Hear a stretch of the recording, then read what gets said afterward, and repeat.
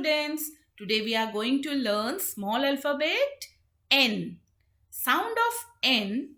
N says N as in net. N says N as in net. N for N, nest. N for N, net. N for N, newspaper. N for N, noodles. N for N, nail. N for N, nurse. N for N, nib. N for N, nine. N for N, nails. Now children, we will learn how to write small n.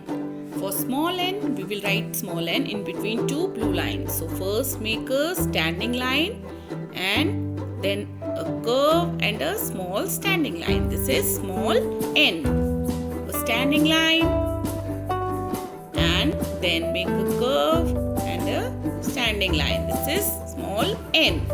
Standing line, curve and a standing line. Standing line, curve and one more standing line. This is small n. Go up, make a curve and a standing line. This is small n. Now we will write small n with the help of single dot.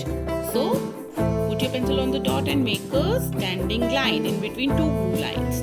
Then go up and make a small curve and then one small standing line. This is small n. Standing line, curve and a standing line. Small n. Standing line, curve, standing line, curve and a standing line. Small n.